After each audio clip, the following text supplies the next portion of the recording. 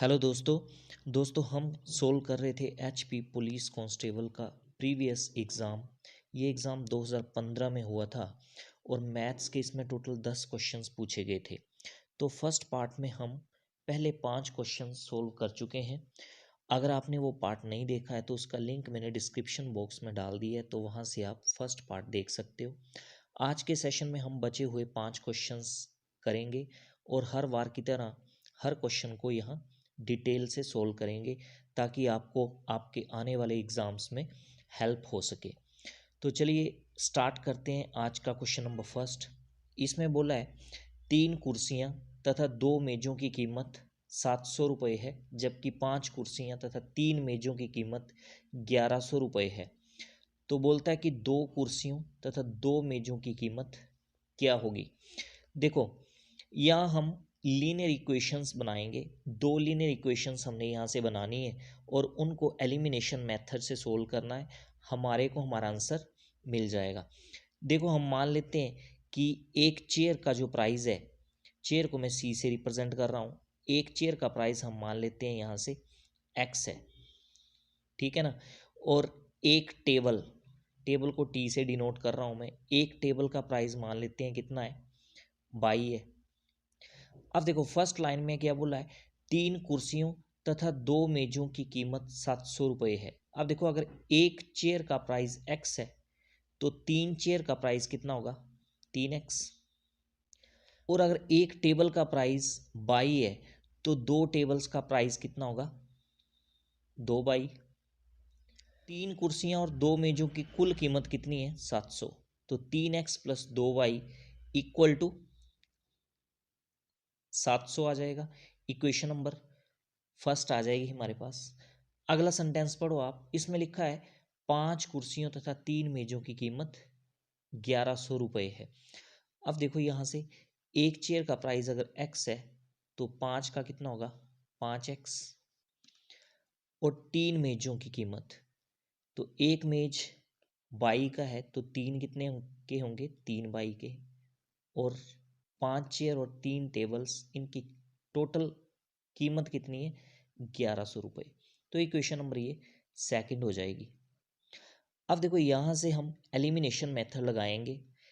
Elimination methods में हमें क्या करना पड़ता है, एक्स या बाई दोनों में से किसी एक का कोफिशिएंट सेम करना पड़ता है। तो चलिए हम यहाँ पे एक्स का कोफिशिएंट दोनों इक्वेशंस में सेम कर लेते हैं। अभी आप देखोगे तो फर्स्ट इक्वेशन में एक्स का कोफिशिएंट कितना है, 3 है। और सेकंड इक्वेशन में एक्स का कोफिशिएंट कितना है, 5 है। तो एक्स का कोफिशिएंट हमें सेम करना है, तो क्या करना पड़ेगा, इक्वेशन 1 जो है उसको हमें 5 से मल्टीप्लाई करना पड़ेगा, तो एक्स का कोफिशिएंट 15 हो जाएगा। और इक्वेशन 2 को हमें 3 से मल्टीप्लाई करना पड़ेगा, तो एक्स का कोफिशिएंट 15 हो जाएगा। ठीक है, तो पहले तो हम क्या करते हैं, इक्वेशन 1 को 5 से मल्टीप्लाई करते हैं। तो देखो कितना आएगा, 5 से 3x को मल्टीप्लाई करेंगे तो इक्वेशन 1 जो है वो क्या बन जाएगी हमारी, 15x plus 5 to the 10y equal to, ये 700 भी 5 से मल्टीप्लाई होगा तो कितना आएगा, 3500 आ जाएगा। तो इक्वेशन 1 इस तरह से बन जाएगी। और इक्वेशन 2 को आपको 3 से मल्टीप्लाई करना है, तो देखो इक्वेशन 2 क्या बन जाएगी, 5 3 द 15x प्लस 3 से 3y को करेंगे तो कितना आएगा, 9y। और 1100 को 3 से करेंगे तो 3300 आ जाएगा। तो 2 इक्वेशंस हमारे पास ये नई बन गई। और यहाँ पे x का कोफिशिएंट दोनों में क्या है, सेम है। ठीक है, तो जब कोफिशिएंट सेम हो जाए तो उसके बाद हमें क्या करना होता है, दोनों इक्वेशंस को सब्ट्रैक्ट करना होता है। तो इनको सब्ट्रैक्ट करेंगे। देखो, जब 2 इक्वेशंस को सब्ट्रैक्ट करेंगे तो साइन चेंज होता है। 15x प्लस का है तो ये माइनस का हो जाएगा, 9y प्लस का तो ये माइनस का हो जाएगा, और 3300 प्लस का तो ये भी माइनस का। 15x प्लस का माइनस का कट गया, 10y माइनस 9y तो बाई बचा, इक्वल टू 3500 में से 3300 माइनस किए तो कितने बचे, 200। तो y की वैल्यू कितनी आ गई आपके पास, 200। हमें x की वैल्यू निकालनी है, तो y 200 हम कहाँ पे पुट करेंगे, इक्वेशन नंबर 1 में पुट कर दो, चाहे इक्वेशन नंबर 2 में पुट कर दो, x की वैल्यू आपको निकालनी है। तो हम क्या करेंगे, y is equal to 200 equation number 1 में पुट करेंगे। तो इक्वेशन नंबर 1 देखो क्या बन जाएगी, 3x प्लस 2y लिखा है, तो ये आ जाएगा 3x प्लस 2y। y की वैल्यू कितनी निकाली हमने, 200, और राइट साइड में कितना है, 700। ठीक है ना, यहाँ से क्या आ जाएगा आपके पास, 3x प्लस आ जाएगा आपके पास 400 इक्वल टू 700। 400 को आप राइट साइड में ले जाओगे तो क्या हो जाएगा, 700 माइनस 400 हो जाएगा, और वो कितना होगा, 300। यहाँ से x की वैल्यू निकालोगे आप, तो 300 अपॉन 3 कितना आ जाएगा, 100। तो x की वैल्यू आपके पास कितनी आ गई, 100। और x है क्या, एक चेयर का प्राइस, और बाई क्या है, एक टेबल का प्राइस। तो आपको फाइंड आउट क्या करना है, दो कुर्सियां तथा दो मेजों की कीमत आपको निकालनी है। देखो, 2 चेयर प्लस 2 टेबल्स का प्राइस आपको फाइंड आउट करना है। तो सिंपली यहाँ x और y की वैल्यू पुट कर दो। x की वैल्यू कितनी निकाली हमने, 100, प्लस 2 इंटू वाई की वैल्यू कितनी निकाली, 200। तो कितना आ गया, 2 इंटू 100 200 हो गया, प्लस 2 इंटू 200 400। तो कितना हो गया, 600 हो गया ये। तो इसका मतलब 2 चेयर्स एंड 2 टेबल्स का जो प्राइस होगा वो कितना होगा, ₹600। तो क्वेश्चन नंबर 1 का ऑप्शन बी जो है वो सही हो जाएगा। ठीक है, अगला क्वेश्चन देखते हैं, क्वेश्चन नंबर 2। इसमें बोला है, दो व्यक्तियों क तथा ख को 4:5 के अनुपात से कुछ रुपए बांटे गए। क को ख से 5 रुपए कम मिले, तो कुल कितने रुपए थे। अब देखो यहाँ से क और ख का जो अनुपात है वो आपको दे रखा है कितना, 4:5।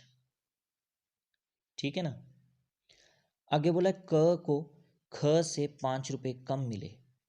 अब देखो पहले देखो आप रेशो में कितने कम है, क को ख से अगर रेशो में बात करें हम तो कितने कम है, 1 कम है। तो रेशो में 1 कम हुआ, वैसे कितने कम है, वैसे 5 रुपए कम है। तो इसका मतलब एक रेशो जो है वो किसके इक्वल होगी, 5 रुपए के। आगे कुल कितने रुपए थे, अब देखो 4 और 5 कितने हो गए टोटल, 9। अगर एक रेशो 5 रुपए के इक्वल है तो 9 रेशो किसके इक्वल होगी, 5 इंटू 9। ठीक है, और वो कितना होगा, 45, 45। तो इसका मतलब कुल कितने रुपए थे, 45। तो क्वेश्चन नंबर 2 का ऑप्शन ए जो है वो सही हो जाएगा। अगला क्वेश्चन देखो, क्वेश्चन नंबर 3।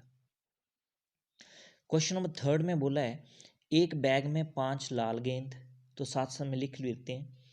तो रेड बॉल्स को मैं लिख रहा हूँ, आर से डिनोट कर रहा हूँ। रेड बॉल्स कितनी है आपके पास, यहाँ 5।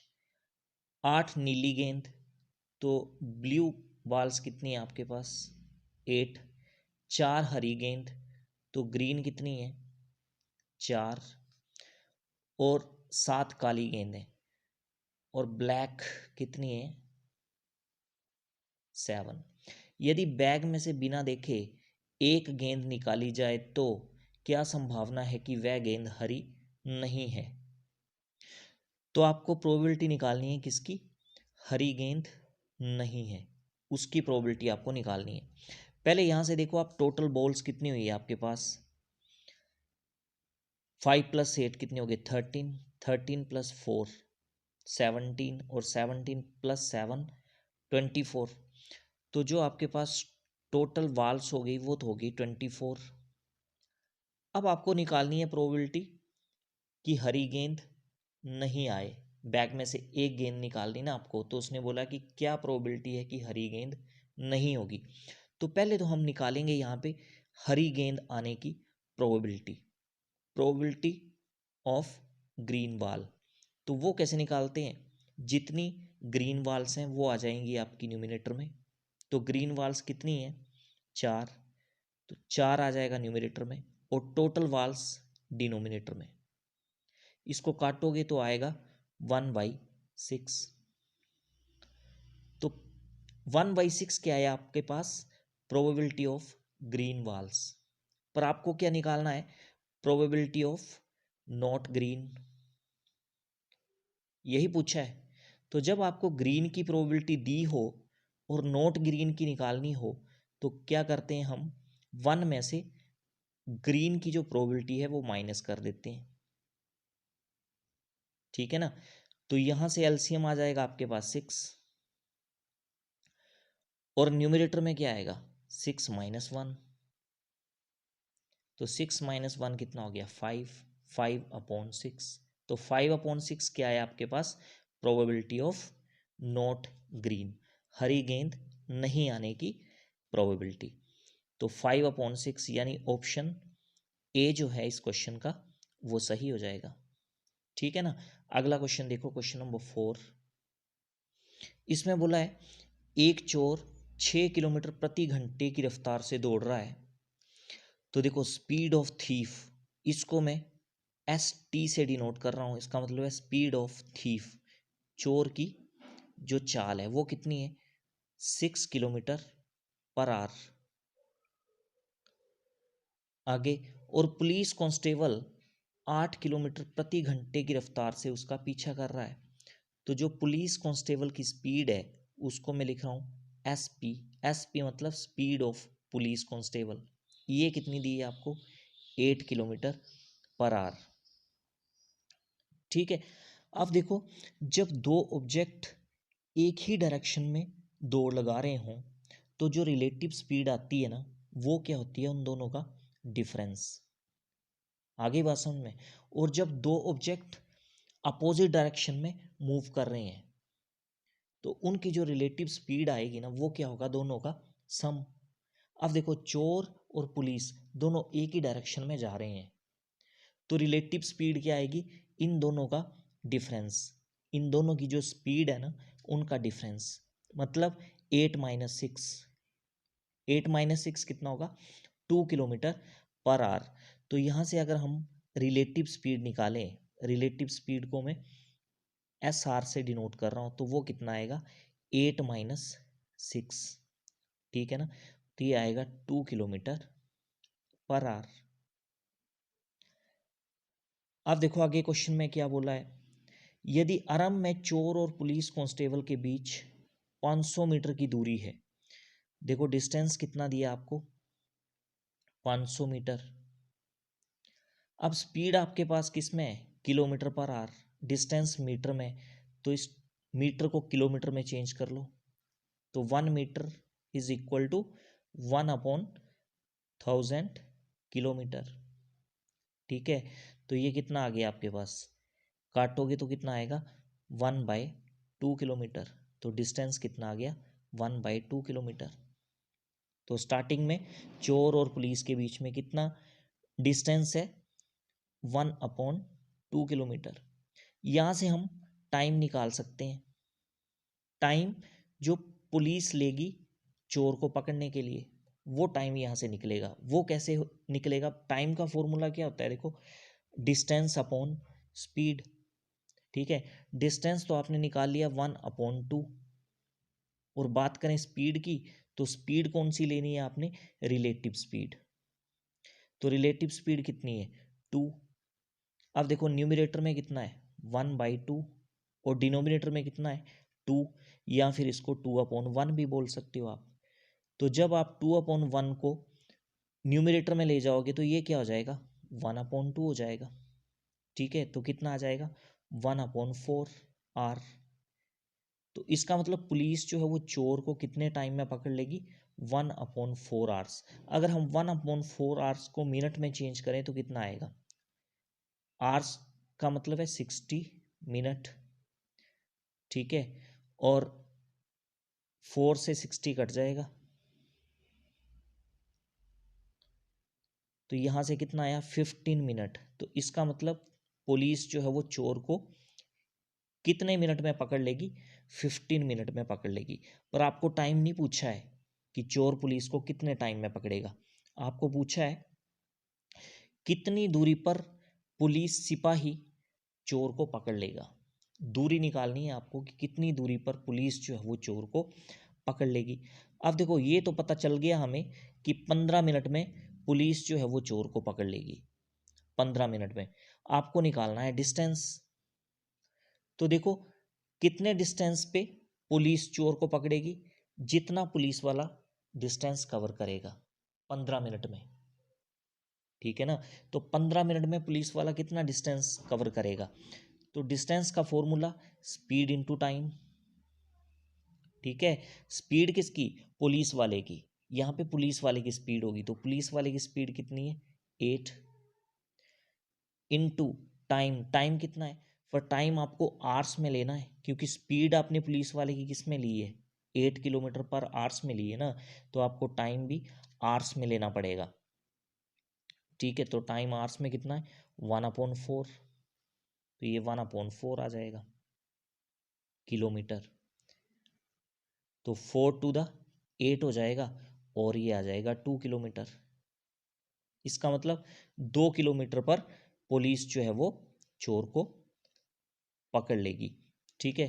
क्वेश्चन नंबर 4 का ऑप्शन सी जो है वो सही हो जाएगा, ठीक है ना। अगला क्वेश्चन देखो, क्वेश्चन नंबर 5। क्वेश्चन नंबर 5 में बोला है कि श्याम ने 20 दर्जन खिलौने 375 रुपये प्रति दर्जन के हिसाब से खरीदे। उसने प्रत्येक खिलौना 33 रुपये की दर से बेचा। उसका लाभ प्रतिशत कितना था। अब देखो टोटल टॉयज की अगर बात करें यहां पे, तो टोटल टॉयज कितने हुए, 20 दर्जन खिलौने उसने खरीदे, एक दर्जन में 12 खिलौने हुए, तो टोटल खिलौने कितने हो गए 20 × 12, मतलब 240 खिलौने हो गए टोटल। आगे बात समझ में। अब बात करें कॉस्ट प्राइस की। कॉस्ट प्राइस मतलब खरीदने का उसका मूल्य। देखो एक दर्जन का प्राइस कितना है 375 रुपये, उसने कितने दर्जन खरीदे 20 दर्जन, तो एक दर्जन अगर 375 की है तो 20 दर्जन कितने की होंगी 20 × 375, और 20 को 375 से करोगे तो कितना आएगा 7500। तो इसका मतलब उसने 20 दर्जन खिलौने, या फिर हम बोल सकते हैं 240 खिलौने कितने में खरीदे 7500 में। अब उसने एक खिलौना जो है वो 33 रुपये में बेचा। तो देखो सेलिंग प्राइस किसका 1 टॉय, एक टॉय का सेलिंग प्राइस कितना है 33, और उसने कितने टॉयज बेचे 240 टॉयज उसने बेचे। तो एक टॉय अगर उसने 33 रुपीज़ में बेचा तो 240 टॉयज जो है वो कितने में बेचेगा 33 × 240, 33 को 240 से करोगे मल्टीप्लाई आप, तो ये आएगा 7920। तो ये रहेगा उसका सेलिंग प्राइस। कॉस्ट प्राइस कितना था 7500। अब देखो सेलिंग प्राइस ज़्यादा है, इसका मतलब उसको प्रॉफिट हुआ, तो प्रॉफिट कितना हुआ उसका 7920 माइनस 7500, ठीक है। यहाँ से इन दोनों को आप माइनस करोगे तो प्रॉफिट आपके पास निकल के आएगा 420, तो 420 रुपये का उसको क्या हुआ प्रॉफिट हुआ। पर हमें क्या निकालना है, हमें निकालना है लाभ प्रतिशत, मतलब प्रॉफिट परसेंट आपको निकालना है। तो प्रॉफिट परसेंट का फॉर्मूला क्या होता है, जितना प्रॉफिट हुआ, प्रॉफिट कितना हुआ 420 का, divide by cost price, cost price कितना था 7500 इंटू 100, ठीक है। 20 से ये 20 काट दोगे, 5 से कट जाएगा आपका 75, तो 15 आ जाएगा, और ये कितना आएगा 5 8 द 40, 2 बचे 1 8 20, 5 4 द 20, तो कितना बचा 84/15। इसको जब आप डेसिमल में चेंज करोगे कितना आएगा देखो 15 5 द 75, 9 बचे, पॉइंट लग गया तो 90 बन गए, और 15 6 द 90, तो कितना आ गया 5.6%। तो ये प्रॉफिट हुआ उसको। तो क्वेश्चन नंबर 5 का ऑप्शन सी जो है वो सही हो जाएगा। तो ये थे टोटल 10 क्वेश्चंस जो हमने 2 पार्ट्स में सोल्व किए। आई होप ये वीडियो भी आपको अच्छा लगा होगा। Thanks for watching.